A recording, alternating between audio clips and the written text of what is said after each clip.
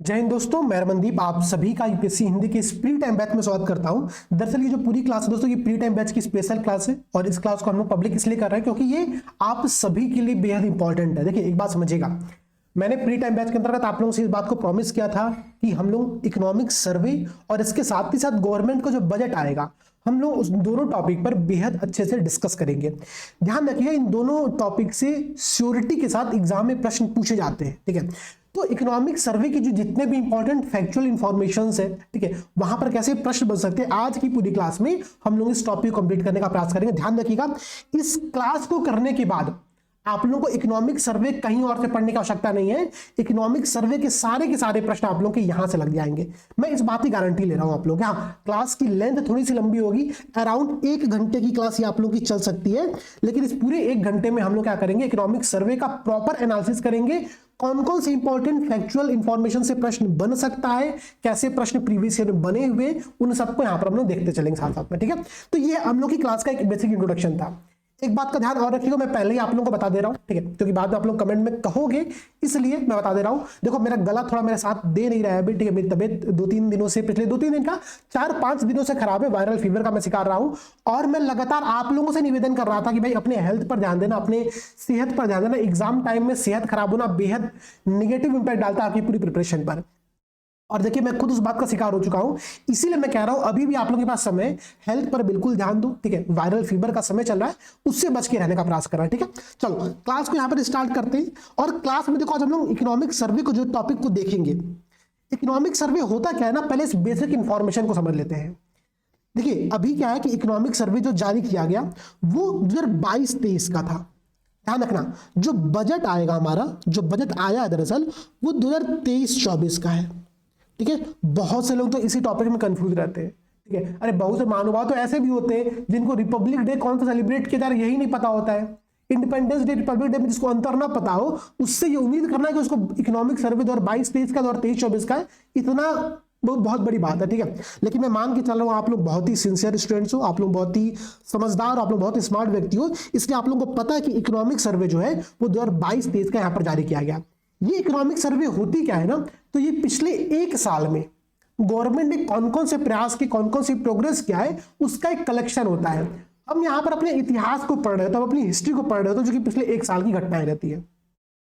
Budget वो चीज होती है कि इकोनॉमिक सर्वे के अराउंड, ठीक है, इकोनॉमिक सर्वे में जैसे मानो बताया गया कि भारत की इन्फ्लेशन क्या हो रही है, बढ़ रही है, तो इस इन्फ्लेशन को कंट्रोल करने के लिए गवर्नमेंट बजट में क्या पॉलिसी लेकर के आएगी, इसका डिस्कशन बजट में होता है। तो बजट फ्यूचर की बात करता है, इकोनॉमिक सर्वे पास्ट की बात करता है। एक बेसिक अंडरस्टैंडिंग आप लोगों की यहां पर होनी चाहिए। एक यहां पर इंपॉर्टेंट पॉइंट और ध्यान देना भाई, कई बार प्रश्न ये बनता है, ठीक है, कि इकोनॉमिक सर्वे जारी कौन करता है। तो ध्यान रखना, मैं आप लोगों को एक बहुत ही बेसिक इंफॉर्मेशन बता रहा हूं, ध्यान रखना कि जनरली पार्लियामेंट में जब बजट प्रस्तुत किया जाता है तो उससे 1 दिन पहले क्या होता है, हम इकोनॉमिक सर्वे को प्रस्तुत करते हैं। ठीक है, इकोनॉमिक सर्वे बनता किसके अंतर्गत है, तो इकोनॉमिक सर्वे जो भारत के मुख्य आर्थिक सलाहकार होते हैं, ठीक है, चीफ इकोनॉमिक एडवाइजर होते हैं, उनके निर्देशन में, ठीक है, आर्थिक मामलों का विभाग डिपार्टमेंट ऑफ इकोनॉमिक अफेयर जो कि फाइनेंस मिनिस्ट्री के अंतर्गत होता है, इसके द्वारा यह बनाया जाता है। ठीक है, तो एक प्रश्न यहां पर आप लोगों का यह बन सकता है, एक प्रश्न क्या बनेगा भाई कि ये जो इकोनॉमिक सर्वे होता है प्रस्तुत कब किया जाता है, तो इकोनॉमिक सर्वे बजट से 1 दिन पहले प्रस्तुत किया जाता है, जब राष्ट्रपति का अभिभाषण होता है। ठीक है, उसके पश्चात हम लोग इसको यहाँ पे प्रस्तुत करते हैं। तो इकोनॉमिक सर्वे तब प्रस्तुत किया जाएगा, पहली बात ये नोट कर लेना। ठीक है, बजट के साथ प्रस्तुत नहीं होता है। दरअसल देखो मैं आपको एक बात यहाँ पर और कुछ बेसिक इंफॉर्मेशन दे रहा हूँ, नोट कर लेना आप लोग। भारत का जो पहला इकोनॉमिक सर्वे है वो 1950-51 का प्रस्तुत किया गया था। ठीक है, इस बात को नोट कर लेना। 1964 से, ठीक है, इसे केंद्रीय बजट के साथ पेश किया जाता था 1964 तक। ठीक है, लेकिन 1964 के बाद से क्या किया कि इसको 1 दिन पहले प्रस्तुत करना हम लोगों ने यहां पर स्टार्ट किया। ठीक है, तो 1964 से पहले तक ये बजट के साथ प्रस्तुत होता था, लेकिन 1964 के बाद से क्या हो रहा है कि इकोनॉमिक सर्वे और बजट को अलग अलग यहां पर कर दिया गया है। बेसिक इंफॉर्मेशन है, स्टैटिक इंफॉर्मेशन था, आप लोग कहीं पर देख लेना एक बार। ठीक है, अब देखो प्रस्तुतकर्ता कौन है, मतलब ये किसके द्वारा बनाया जाता है, किसके द्वारा तैयार किया जाता है, तो भारत के जो चीफ इकोनॉमिक एडवाइजर होते हैं। ठीक है, अभी है कौन, तो वी अनंत नागेश्वरन है, नाम ध्यान रखना आप लोग, वी अनंत नागेश्वरन है। यूपीपीसीएस में ऐसे प्रश्न बनते हैं कि वर्तमान में भारत का मुख्य आर्थिक सलाहकार कौन है, आंसर क्या रहेगा, V Anantha Nageswaran. Economic survey अगर आपने देखा होगा तो यहां पर उनका पहले पेज पर ही नाम लिखा हुआ है। तो जो वी अनंत नागेश्वरन है, ठीक है, जो कि फाइनेंस मिनिस्ट्री के अंतर्गत है, फाइनेंस मिनिस्ट्री का जो डिपार्टमेंट ऑफ इकोनॉमिक अफेयर है, ठीक है, आर्थिक मामलों का विभाग है, इसके द्वारा ये रिपोर्ट तैयार की जाती है। इकोनॉमिक सर्वे के जितने भी सलाह होते हैं, जितने सजेशंस होते हैं, वो बाइंडिंग नहीं होते नेचर में, वो एक सलाहकारी अपने प्रकृति में होते हैं, ठीक है। वो गवर्नमेंट को सजेस्ट करते हैं कि हाँ आप ये मेजर्स ले लोगे तो ये आपके इंप्रूवमेंट होंगे, इसके सलाह कंपल्सरी नहीं होते हैं गवर्नमेंट को मानना। इस पॉइंट को भी बिल्कुल ध्यान में रखना, ठीक है। अब एक पॉइंट बेहद इंपॉर्टेंट यहां पर और है, जैसे पिछले कुछ वर्षों में ऐसा देखा गया कि इकोनॉमिक सर्वे जब प्रस्तुत किया था तो इसका जो कवर पेज होता है ना, वो कवर पेज भी बड़ा इंपॉर्टेंट होता है। हम लोग जनरली ऐसे प्रश्न बनते रहता है कि इस बार का इकोनॉमिक सर्वे का कवर पेज किस कलर का था, वो कलर किस थीम को रिप्रेजेंट कर रहा था। तो ऐसे प्रश्न पिछले प्रीवियस ईयर्स में कई बार बने हैं। एक बात ध्यान रखना, इस बार का जो इकोनॉमिक सर्वे है, जो उसका कवर पेज है, ठीक है, उस कवर पेज पर सोचो क्या होगा। इस समय वर्तमान में सबसे प्रमुख इवेंट भारत में कौन सा हो रहा है, तो भारत जो है वो G20 की अध्यक्षता कर रहा है। भारत 2023 में G20 जो है उसकी अध्यक्षता यहां पर कर रहा है। इस वजह से इसके कवर पेज पर G20 का एक बहुत बड़ा सा लोगो बना हुआ है। तो एक पॉइंट तो यहां पर आप लोग ये ध्यान रखना, ठीक है। G20 के संदर्भ में इसका कवर पेज है। 1950-51 में पहली बार प्रस्तुत किया गया था। 1964 से इसको अलग से प्रस्तुत किया जा रहा है। ये किसके निर्देशन में होता है, ये कुछ बेसिक इंफॉर्मेशन थी, इसको यहां पर आप लोग ध्यान रखना। अब हम लोग स्टार्ट करते हैं इकोनॉमिक सर्वे को प्रॉपर तौर पर यहां पर देखना। देखो ये इकोनॉमिक सर्वे ना भारत के संदर्भ में इसने बहुत सारी बातें कहा। उसने भारत के पूरे स्ट्रक्चर को कई सारे चैप्टर्स में डिवाइड किया हुआ है। हम लोग उसी चैप्टर के अकॉर्डिंग पढ़ेंगे, लेकिन हम यहां से सिर्फ वो इंफॉर्मेशन लेंगे जो हमारे लिए काम की है। ये इकोनॉमिक सर्वे बताती है कि भारत जो है वो दुनिया का सेकंड सबसे बड़ा वैक्सीनेशन करने वाला देश बन चुका है, ठीक है। हमने 2 बिलियन से अधिक वैक्सीन की खुराक उपलब्ध कराया है। ये भारत सेकंड नंबर पर, ध्यान रखना फर्स्ट नंबर पर नहीं है, भारत सेकंड नंबर पर वैक्सीनेशन में सबसे बड़ा कंट्री बन चुका है, ठीक है। एक पॉइंट यहां पर इकोनॉमिक सर्वे बताता है। इसके अराउंड, इसके बाद जो भी इकोनॉमिक सर्वे चीजों को बताता है उसकी स्टार्टिंग यहां से होती है। इकोनॉमिक सर्वे कहता क्या, जो पहला चैप्टर इसका है वो कहता है state of economy.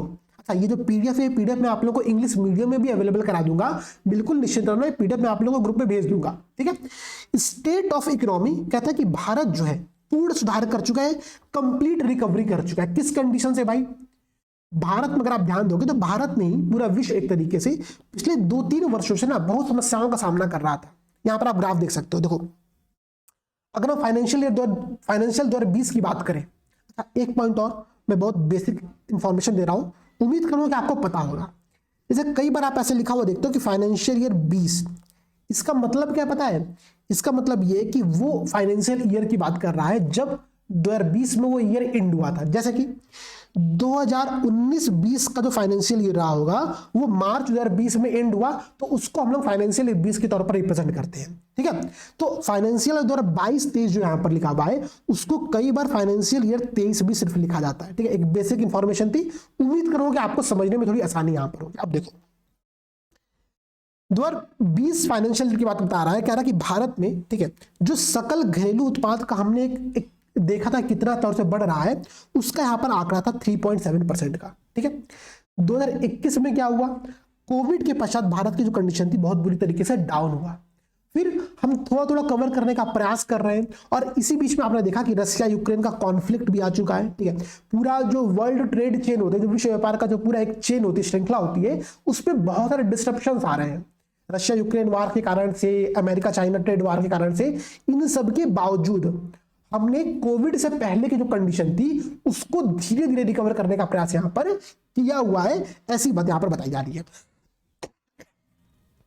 Financial year 2024 के लिए, ठीक है, हमने एक पूर्व अनुमान यहां पर जारी किया। सबसे इंपॉर्टेंट इकोनॉमिक सर्वे का जो कोई डाटा होता है ना, वो डाटा यही होता है, और इसी डाटा के अराउंड बहुत सारे पॉलिटिकल डिबेट आप न्यूज़पेपर में सुनते होंगे, न्यूज में देखते होंगे कि भारत का जो जीडीपी है उसका आकलन हमने इतना बताया, ठीक है। तो अभी ये बताया जा रहा है कि जो भारत का जीडीपी रहेगा वो 2024 में 6% से 6.8% के बीच में घूमेगा, ठीक है। तो एक आंकड़ा यहां पर ये ध्यान रखना आप लोगों को, ठीक है, कि 2024 के लिए जो हमने यहां पर एक पूर्वानुमान जारी किया, एक फॉरकास्ट यहां पर किया है, वो हमने ये किया है कि कोविड के बाद जो मेरी ट्रेजेक्टरी होगी इकोनॉमिक ग्रोथ की, ठीक है, वो इकोनॉमिक ग्रोथ की जो ट्रेजेक्टरी होगी ना वो सिर्फ इकोनॉमिक ग्रोथ पर डिपेंड नहीं करती, वो भारत के अन्य सभी कंडीशन जो होती है उन पर भी डिपेंडेंट करती है। और उसके अराउंड ये बताया जा रहा है कि हम जो है 2024 फाइनेंशियल ईयर में करीब 6% से 6.8% के मध्य में ग्रोथ करने वाले हैं, इसकी बात यहां पर बताया गया है। और ये बात यहां पर साफ तौर पर कह रहा है, ध्यान रखना, कह ये रहा है कि हम जो है कोविड के पहले की कंडीशन से उबर जाएंगे, सिंपल तौर पर, ठीक है। इस इंफॉर्मेशन को देख लेना यहां पर आप लोग। अब देखो भाई,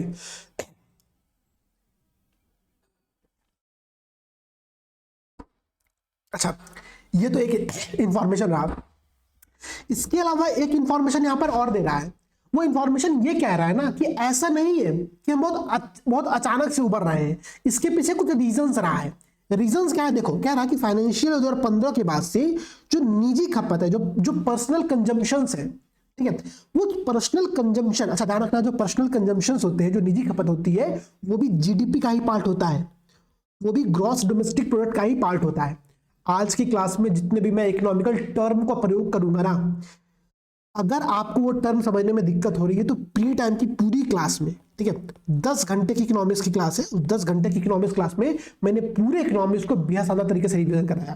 10 घंटे की क्लास करने का मतलब है कि आपका 2 दिन लगेगा, 55 घंटे की क्लास करोगे, पूरा इकोनॉमिक्स रिवाइज हो जाएगा आप लोगों का, ठीक है। तो जिसको टर्म समझने में दिक्कत हो रही है वहां पर देखना, जीडीपी का पार्ट होता है पर्सनल कंजम्पशन, और ये कह रहा है कि 2015 के बाद से हम अभी पर्सनल कंजम्पशन बहुत तेजी से भारत में बढ़ रहा है, जो कि एक अच्छी बात है, ठीक है। हम निजी उपभोग को जब बढ़ाएंगे तभी तो प्रोडक्शन होगा भाई।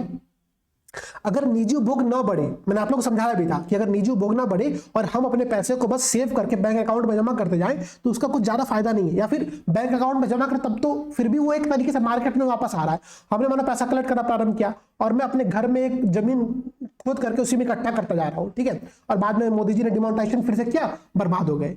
तो इस चक्कर से बचने के लिए निजी खपत बेहद एक अच्छा सॉल्यूशन होता है। तो अगर पर्सनल कंजम्पशन हो रहे हैं, प्राइवेट कंजम्पशन हो रहे हैं, इसका मतलब यह है कि जीडीपी बढ़ेगी, ठीक है। और 2015 के बाद से सबसे तेजी से अभी क्या हो रहा है कि प्राइवेट कंजम्पशन में वृद्धि हुई है, ठीक है। अच्छा ये देख लो, और देखो क्या कह रहा है यहां पर इन्फ्लेशन की बात कर रहा है, ठीक है। इन्फ्लेशन के संदर्भ में कुछ आंकड़े दे रहा है, कह रहा है कि सीपीआई जो कंज्यूमर प्राइस इंडेक्स होता है, इन्फ्लेशन का सबसे बेसिक अप्रोच होता है, इसके अराउंड हम लोग इन्फ्लेशन को कैलकुलेट करते हैं।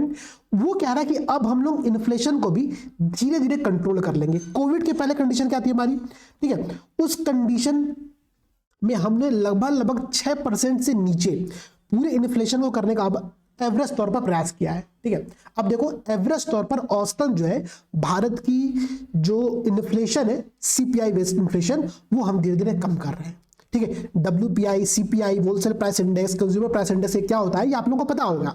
तो कंज्यूमर प्राइस इंडेक्स का जो इन्फ्लेशन है वो धीरे धीरे भारत में कम हो रहा है, ऐसा यहां पर हमको देखने को मिल रहा है। और हमने औसतन 6% से कम करने का प्रयास यहां पर किया है।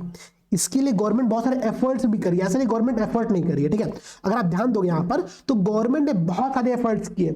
रशिया यूक्रेन के युद्ध के बाद से क्या हुआ कि भारत में जो ट्रेड चेन बहुत बुरी तरह से डिस्टर्ब हुआ, ठीक है। पेट्रोल की कीमतें बहुत तेजी से बढ़ी है। इसके अलावा भारत में हीट वेव आया, ठीक है, मानसून की अनियमितताएं रहती है, ऐसे कारण से क्या हुआ कि जो फूड ग्रेन की प्रोडक्शन है उसमें भी कमी आया, तो इन्फ्लेशन बहुत तेजी से बढ़ रहा था। लेकिन गवर्नमेंट ने अभी क्या बहुत सारे रूल्स चेंज किए। यहाँ पर चेंज ये क्या है कि हमने पेट्रोल और डीजल पर, ठीक है, जो हम उत्पाद शुल्क लगाते थे उसमें धीरे धीरे हमने कटौती किया ताकि उसका जो प्राइस हो वो मार्केट में डाउन हो। हमने इसको बहुत ध्यान दिया है। हमने क्या किया, हमने जो गेहूं का निर्यात हो रहा था उस पर रोक लगाया है, ठीक है। गेहूं अगर एक्सपोर्ट नहीं किया जाएगा तो भारत में बहुत बड़ी मात्रा में अवेलेबल रहेगा, तो क्या होगा, रेट उसका डाउन होगा। हमने चावल का जो एक्सपोर्ट है, ठीक है, उस पर जो ड्यूटी लगती है उसको हमने बढ़ा दिया है, ठीक है। तो इस तरीके से भारत में इन्फ्लेशन को कंट्रोल करने के लिए गवर्नमेंट बहुत सारे एफर्ट्स कर रही है, जो कि एक अच्छी बात है। औसतन तौर पर आप ये कह सकते हो, एक प्रश्न अगर बनता है कि भारत में सीपीआई इन्फ्लेशन जो है वो कम हो रहा है, सही बात है। हम अपने उस पाथ पर है जहां पर हम अपने टारगेटेड इन्फ्लेशन कंट्रोल के डायमेंशन में भारत के इन्फ्लेशन को कंट्रोल करने में कामयाब रहेंगे, जो कि औसतन 6% के नीचे रहेंगी, ठीक है। एक अच्छी बात यहां पर ये दी गई है। इसके अलावा यहाँ पर आप देख सकते हो, यहाँ पर एक जीडीपी ग्रोथ का जो भी तो हमने डिस्कस किया उसका यहाँ पर एक समरी दिया हुआ है, ठीक है। देख ले भाई, क्या रहा है कि 2022-23 में, ठीक है, 2022-23 में जो भारत का जीडीपी ग्रोथ का एक अनुमान था वो करीब 7% का था, ठीक है। 2023-24 में ये अनुमान 6 से 6.8% का रखा गया है, जो कि एक अच्छी बात है। ठीक है, भारत में जो जीडीपी ग्रोथ होगा वो 6 to 6.8% के मध्य में होगा। और जो हमारे मुख्य आर्थिक सलाहकार है, ठीक है, जो मुख्य आर्थिक सलाहकार है, उन्होंने कहा कि हम 6% नहीं, हम 6.8% के डायमेंशन को टच करने का प्रयास कर रहे हैं। ये बात आप लोग समझिएगा।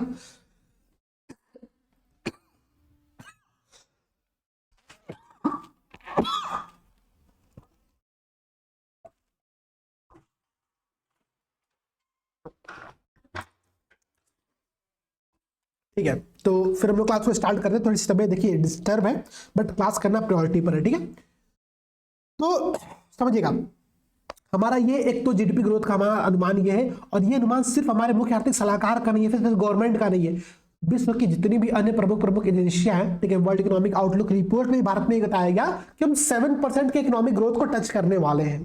ठीक है, तो ये बात 2023-24 का जो अनुमान है भारत के लिए कही गई है, इस अनुमान को आप लोग बिल्कुल ध्यान में रखना। ठीक है, बेहद इंपॉर्टेंट पॉइंट है।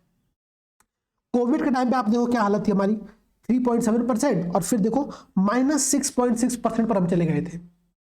ठीक है, इसके बाद हमने फुल रिकवरी की है, 8.7%, 7%, 6.8% का हम घूम रहे हैं। ये सबसे अच्छी रिकवरी हमारे लिए मानी जाएगी, और कोविड के बाद से भारत की जो कंडीशन है पूरे विश्व के अन्य देशों की कंपैरिजन में अपने में अच्छी रही है। इसके अलावा मुद्रास्फीति की बात करते हैं, इन्फ्लेशन की बात करते हैं। इन्फ्लेशन का यहाँ पर आप दो ग्राफ देख रहे होंगे। ठीक है, ये क्या ग्राफ कह रहा है, ये सीपीआई की बात कर रहा है, ठीक है, कंज्यूमर प्राइस इंडेक्स की बात कर रहा है, उपभोक्ता मूल्य सूचकांक की बात कर रहा है, और ये थोक मूल्य सूचकांक WPI होलसेल प्राइस इंडेक्स की बात कर रहा है। अगर हम सीपीआई की बात करें तो सीपीआई के अराउंड में हमारा जो इन्फ्लेशन का टारगेट है, ठीक है, हम लगभग उस टारगेट को अचीव कर रहे हैं। हम 6% से नीचे अपने आप को करने का प्रयास करेंगे। पिछले कुछ वर्षों में क्या था कि WPI CPI बहुत तेजी से अलग अलग डायमेंशन में भाग रहे थे। ठीक है, अभी ऐसा देखने को मिल रहा है फिर से कि WPI और CPI दोनों लगभग सेम डायरेक्शन में भागने का प्रयास कर रहे हैं। अब तो अब दोनों में कॉन्स्टेंटली दोनों समान होने का प्रयास कर रहे हैं। ये भी एक बहुत इंपॉर्टेंट पॉइंट है। ठीक है, कि WPI और CPI कुछ समय में चल करके बराबर हो जाएगा। ठीक है, अब यहाँ पर आपको जो डिफरेंस देखने को मिल रहा है वो आने वाले समय में कम हो जाएगा, ये बात श्योर है। अब देखो भाई, अच्छा यहां पर और कौन सी बातें बताई गई है, यहां पर बताया यह गया है कि भारत में जितने भी सेक्टर्स, इकोनॉमिक सेक्टर्स है, उन इकोनॉमिक सेक्टर्स में व्यापक तौर पर रिफॉर्म, सुधार देखने को मिल रहा है। ठीक है, रिकवरी कर रहे हैं सारे सेक्टर्स। कैसे रिकवरी कर रहे हैं भाई? अच्छा, एग्रीकल्चर सेक्टर जो हमारा था, वो एग्रीकल्चर सेक्टर तो हमेशा से कोविड का उसमें कोई बहुत इंपैक्ट नहीं पड़ा। यहां पर आप देख सकते हो, ग्राफ खुद कह रहा है ये बात को कि फाइनेंशियल ईयर 19 में हम यहां पर थे। ठीक है, फाइनेंशियल ईयर 20 में हमने थोड़ा सा और ग्रोथ किया, 21 में लंबा हम वहीं पर थे, 22 में फिर वहीं पर है, 23 में फिर वहीं पर है। तो हम जो है, ठीक है, हमारा जो एग्रीकल्चर सेक्टर है, जो हमारा कृषि और उसके सहायक गतिविधियां हैं, उसमें ज्यादा चेंजेस नहीं आया। ना तो उस पर कोई निगेटिव इंपैक्ट पड़ा, ना तो कोई पॉजिटिव इंपैक्ट पड़ा। पहली बात तो ये नोट कर लेना। सबसे ज्यादा निगेटिव और पॉजिटिव इंपैक्ट पड़ा आपका मैन्युफैक्चरिंग सेक्टर पर, इंडस्ट्री सेक्टर्स पर, उद्योग क्षेत्र में और सेवा क्षेत्र में, और वही दोनों बहुत तेजी से रिकवर कर रहे हैं अपने आप को यहां पर। ठीक है, देखो भाई, जो हमारा सर्विस सेक्टर है, ये जो ब्लू लाइन आप लोग यहां पर देख रहे हो, ये बहुत तेजी से रिकवर कर रहा है, और इसके बाद आप लोग का इंडस्ट्री सेक्टर जो है वो भी यहां पर रिकवर कर रहा है। तो ये दोनों पॉइंट ध्यान रखना, भारत में जो इंडस्ट्री सेक्टर है, ठीक है, और जो सर्विस सेक्टर है वो रिकवर करने में लगे हुए। सर्विस सेक्टर में जो रिकवरी है वो बहुत तेजी से हो रही है। इसका यहाँ पर आप लोग कुछ आंकड़ा देख सकते हो। देखो, कह रहा है कि एग्रीकल्चर एंड एलाइड सेक्टर में, ठीक है, अगर हम ग्रोथ रेट की बात करें तो 2019-20 में 5.5% था, 2020-21 में 3.3%, 2021-22 में 3%, और 2022-23 में 3.5%। ठीक है, तो ऑन एवरेज हम ठीक ठाक रहे हैं। सर्विस सेक्टर में देखो भाई, हमने 2020-21 में कोविड के टाइम में बहुत बुरी तरीके से हमारे पर नेगेटिव इंपैक्ट पड़ा। ये बताओ, सर्विस सेक्टर में आएगा क्या? मानो होटल आपका है, अब कोविड में कौन जा रहा है पर्यटन करने, कौन जा रहा है घूमने? तो सर्विस सेक्टर पर सबसे बहुत तेजी से नेगेटिव इंपैक्ट पड़ा। ठीक है, हम लोग घर से बाहर नहीं निकले। तभी कल की मैं एक न्यूज देखा, तो गुरुग्राम में, ठीक है, गुड़गांव में एक महिला थी, ठीक है, वो महिला अपने बच्चे के साथ पिछले 3 वर्षों से, कोविड के बाद से अभी तक, ध्यान रखना, हमने अपने इकोनॉमी को तो रिकवर करने का प्रयास किया, वो महिला अपने बच्चे के साथ पिछले 3 वर्षों से घर में बंद है, क्योंकि उसको डर था कि कहीं कोविड ना हो जाए। वो घर से बाहर ही नहीं निकली, उसने सारा सामान घर पर मंगाया, खाया पिया और पूरा कचरा इकट्ठा था उसे घर में। पर 2-3 दिन पहले मैं न्यूज में चैनल में देख रहा था, ठीक है, टीम वहां पर गई थी, पुलिस लोग गए, तो फिर वो रिकवर करके उस बच्चों को बाहर लेकर के आए थे। तो ऐसी तो कंडीशन थी, इतनी बुरी हालत थी। उसके बाद 2022-23 में यह अनुमान है कि 9.1% के दौर पर हम सर्विस सेक्टर में ग्रोथ कर रहे हैं यहाँ पर, ठीक है। इसी प्रकार से इंडस्ट्रियल सेक्टर 4.1% की तेजी से ग्रोथ करने में लगा हुआ है, ठीक है। तो सबसे ज्यादा जो रिकवरी हो रही है आप लोग की यहाँ पर दोस्तों, वो आप लोग की हो रही है सर्विस सेक्टर की। 2021-22 से यहाँ पर ज्यादा है। इंडस्ट्री सेक्टर में ध्यान रखना 2021-22 कंपेरिजन में कम हुआ है हमारा ग्रोथ रेट, ठीक है। हमारा ग्रोथ रेट 2021-22 कंपेरिजन में इंडस्ट्री सेक्टर में कम हुआ है, लेकिन सर्विस सेक्टर में बढ़ा है। ये एक इंफॉर्मेशन आप लोगों के लिए बेहद इंपॉर्टेंट है, ठीक है। अच्छा, अब देखो भाई, यहां पर आप लोगों को कौन सी और इंफॉर्मेशन काम की आप लोगों की, उसको भी मैं आप लोग बताता हूं।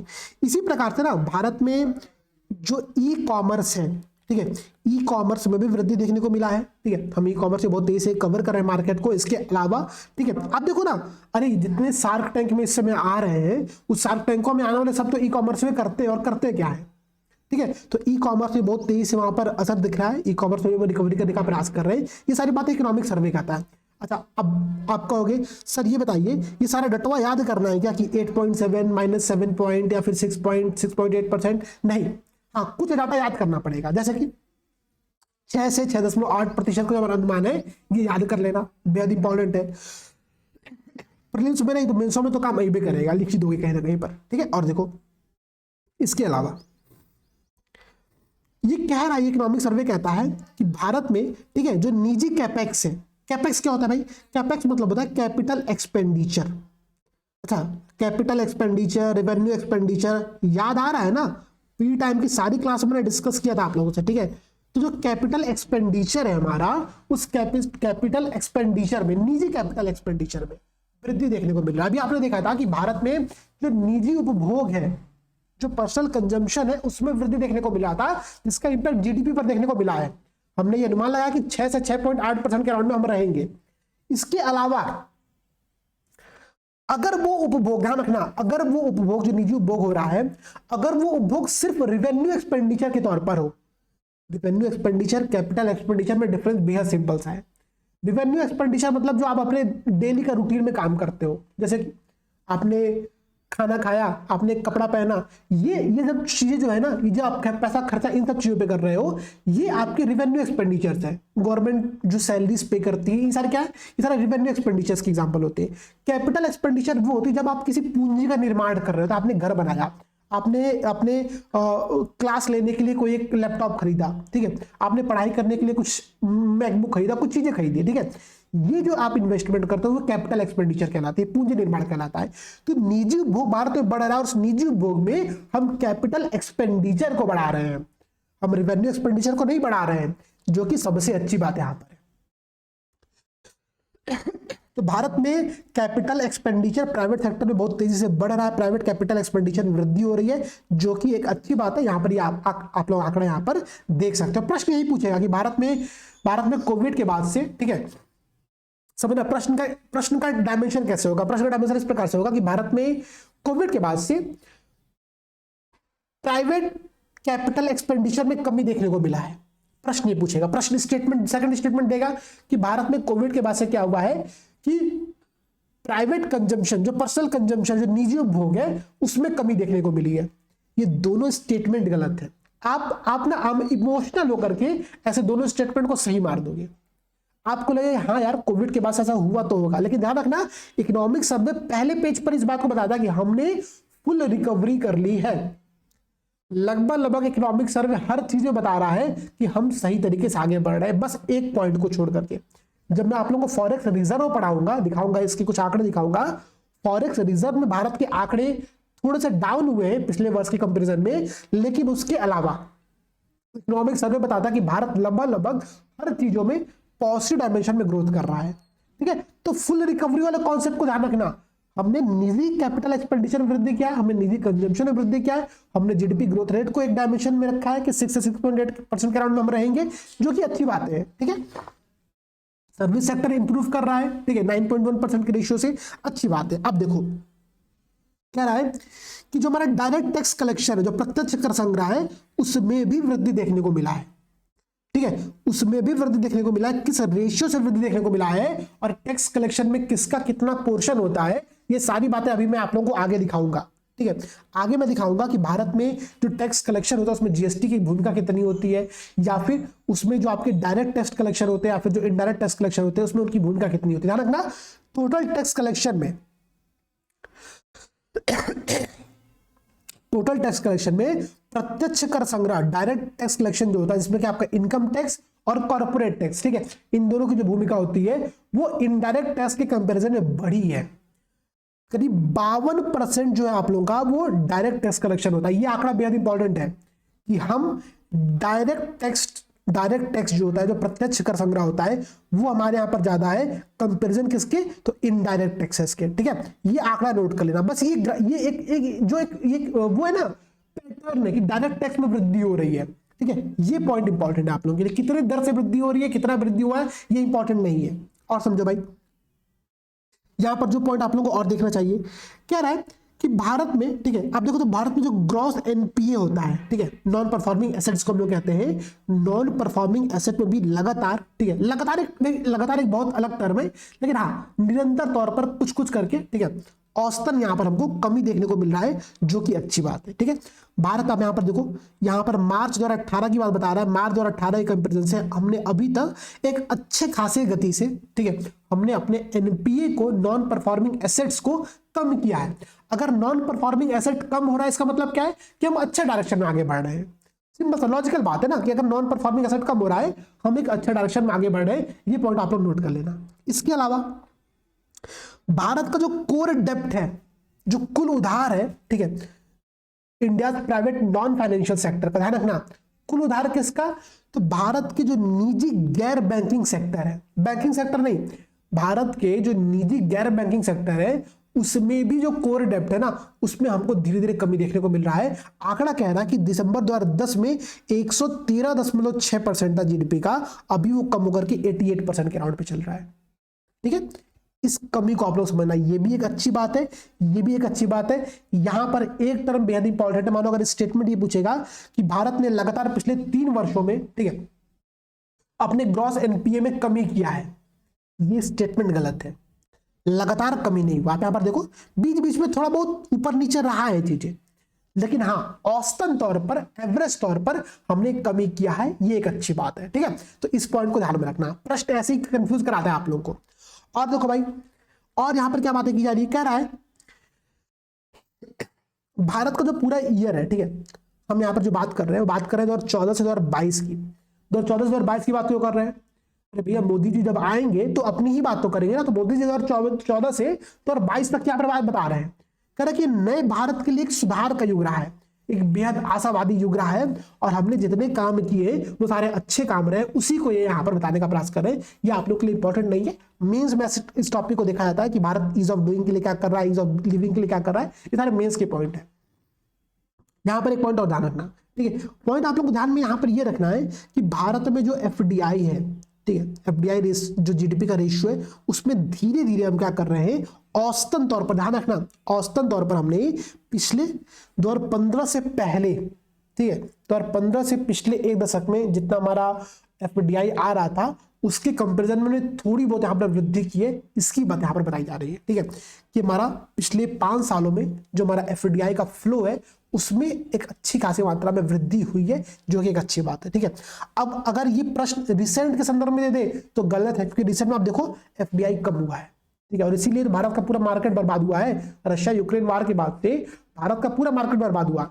इकोनॉमिक सर्वे एक आंकड़ा आप लोगों के लिए और देता है, कहता है कि पूरा विश्व जहां पर स्टॉक मार्केट में बर्बाद हो रहा था, हमने अपने आप को रिकवर किया है। मुझे तो नहीं दिखा भैया, मेरा तो एक स्टॉक मार्केट में बहुत पैसा बर्बाद हुआ। ठीक है, तो मेरा कहने का मतलब यह है कि इकोनॉमिक सर्वे बताता कि हमने स्टॉक मार्केट में भी विश्व के अन्य देशों के कंपैरिजन में एक अच्छी खासी मात्रा में रिकवरी की है। यह भी एक पॉइंट याद रखना। ठीक है, कंफ्यूज मत होना। अच्छा, दूसरी बात, जितने मैं आप लोगों को पॉइंट्स बता रहा हूं ना, ये पीडीएफ में आप लोगों को शेयर करूंगा। एक काम करना, आप लोग इस पीडीएफ की प्रिंट आउट निकलवा लेना। ठीक है, 30-35 पेज का पीडीएफ होगा टोटल, ठीक है। इस 30-35 पेज की पीडीएफ की प्रिंट आउट निकलवा लेना, और जितनों मैंने आप लोग क्लास में चीजें बता रहा हूं, या तो आप उसी पीडीएफ पे मार्क करते चलना, ठीक है, या फिर बस एक बार वापस से क्रॉस एक बार देखते चलना, बहुत इंपॉर्टेंट रहेगा। अच्छा, 2014 से 2022 की अवधि को ना इकोनॉमिक सर्वे एक बेहद इंटरेस्टिंग वे में एक कंपेरिजन कर रहा है। ये कंपेरिजन इंपॉर्टेंट है। कंपेरिजन इंपॉर्टेंट इसलिए कि प्रश्न ये बन सकता है कि भारत ने, ठीक है, रिसेंट के इकोनॉमिक सर्वे में 2014 से 2022 की अवधि को किस ईयर से कंपेयर किया है। तो हमने कंपेयर किया 1998 से 2002 की अवधि में, ठीक है। 1998 से 2002 के बीच में भारत का इकोनॉमिक स्ट्रक्चर इस प्रकार से रहा था। हमने जिन समस्याओं का सामना करते हुए रिकवरी किया था, उसी प्रकार की समस्याएं हमको 2014 और 22 के बाद भी देखने को मिली है, और हमने उसी के अकॉर्डिंग यहां पर भी क्या किया है, रिकवरी किया है। जैसे कि क्या ना, भारत का जो पूरा दशक है, ये पूरा दशक समझना, ये कह रहा है कि हम 1998 और 2002 के लगभग समान है। इसका कारण यह है कि इस ड्यूरेशन में भी जो परिवर्तनकारी रिफॉर्म्स किए जा रहे थे, जैसे कि मैं आपको अगर अभी 2014 और 22 के बाद में कुछ इंपॉर्टेंट रिफॉर्म्स का एग्जांपल दूं, जैसे मानो डिमोनेटाइजेशन हुआ, ठीक है, विमुद्रीकरण किया गया। ये क्या था भाई, गवर्नमेंट ने कहा कि हम करप्शन को कम करने के लिए इसको कर रहे हैं। एक बहुत बड़ा इंपैक्ट भारत के इकोनॉमिक स्ट्रक्चर में पड़ा है इसका। आप समझना, भारत की जो उद्योग है, भारत का जो बिजनेस है, उस पर बहुत बुरी तरीके से इसका इंपैक्ट पड़ा था। हाँ, हमने रिकवर किया, एक अच्छी बात है। इसके अलावा हमने जीएसटी लागू किया। जीएसटी जब लागू हुआ भारत में, बहुत विरोध हुआ था जीएसटी का। आपने देखा होगा न्यूज़ में, जीएसटी का बहुत विरोध किया गया था, लेकिन जीएसटी एक बहुत अच्छा कदम था, उसका पॉजिटिव इंपैक्ट आप लोगों को देखने को मिल रहा है। तो 2014 से 2022 में जिस प्रकार से हमने ऐसे पॉजिटिव मेजर्स लिए और उसके नेगेटिव इंपैक्ट को हमने कम किया है, इसी तरीके से 1998 से 2002 के मध्य में आप देखो तो हमने एक परमाणु परीक्षण किया, हमने न्यूक्लियर बम का टेस्ट किया, ठीक है, मिशन शक्ति। पहला क्या था, मिशन स्माइलिंग बुद्धा 1974, आप लोगों को याद होगा, ठीक है। फिर हमने मिशन शक्ति किया 1998 में, पोखरण 2। भाई पूरी दुनिया हमारे खिलाफ थी। आप वो एक होमी जागीर भाभा वाली एक सीरीज आई है ना सोनी पर, लाइव सोनी पर एक सीरीज है, इसका नाम है रॉकेट ब्रदर्स, ठीक है, रॉकेट बॉयज या रॉकेट ब्रदर्स करके तो सीरीज का नाम है, आप देखना, बेहद शानदार है। पूरी दुनिया हमारा विरोध कर रहे थे, उसके बावजूद हमने क्या किया, टेस्टिंग की सारी। तो हमारे बहुत सारे रेगुलेशंस लगाए गए थे। उसके बाद भारत ने अपने आप को रिकवर किया है, ठीक है। 2014 और 22 के मध्य में क्या था, हमारे साथ कोविड की कंडीशन चल रही थी, फिर भी हमने अपने आप को रिकवर किया है। तो आपको इस पूरे पे से जो इन्फॉर्मेशन कलेक्ट करनी है प्रीलिम्स के लिए, वो कलेक्ट ये करनी है कि हमने अपने 2014 से 2022 के इस पूरे डिकेडियल ग्रोथ को, ठीक है, एक दशकीय विकास जो है उसको हमने 1998 से 2002 के मध्य में रखने का प्रयास किया, कंपेयर करने का प्रयास किया है। ये बता यहाँ पर आप लोग ध्यान रखना, ठीक है। गवर्नमेंट बता रहा है यहाँ पर कि देखो हमने कौन कौन से रिफॉर्म किए हैं। मेंस का पॉइंट है, प्रीलिम्स में प्रश्न नहीं पूछेगा, ठीक है, एकदम निश्चिंत रहना। अब देखो भाई यहां पर ये बेहद इंपॉर्टेंट पॉइंट है, ठीक है, ये मैं आप लोगों को बेहद ध्यान से पढ़ा रहा हूं, ध्यान रखना। यहां से प्रश्न बनता है। अभी तक जितना हमने टॉपिक डिस्कस किया ना, उसका लगभग समरी, सिर्फ उसका ही नहीं, आने वाले जो टॉपिक है उनका भी यहां पर एक समरी दिया गया है, ठीक है। देखो भाई कैसे समरी है, क्या कह रहा है कि भारत का जो इन्फ्लेशन है, ठीक है, भारत का जो इन्फ्लेशन है वो WPI और CPI दो के आधार पर यहां पर दिया गया है। कह रहा है कि CPI के आधार पर हम जो है वो 6.8 के राउंड में चल रहा है, जिसको हम कवर कर लेंगे आने वाले समय में। बेहद अच्छी सी बात है यहां पर बताया जा रहा है।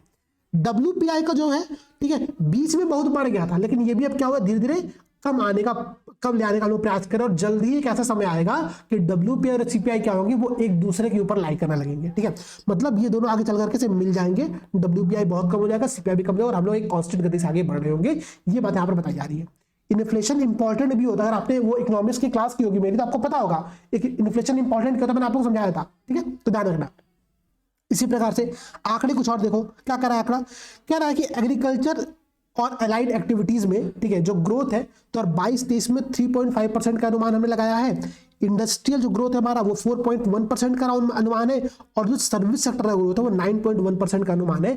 ध्यान ये रखना कि सर्विस सेक्टर में हमने पिछले वर्ष के कंपेरिजन में यहाँ पर वृद्धि किया है, ठीक है, इंडस्ट्री सेक्टर में हमने डाउन किया है, और एग्रीकल्चर सेक्टर में वृद्धि किया है, ठीक है। हालांकि एग्रीकल्चर सेक्टर में बहुत ज्यादा इंपैक्ट पड़ा नहीं किसी भी चीज का, लेकिन हमको ये एक आंकड़ा ध्यान रखना है यहाँ पर, ठीक है।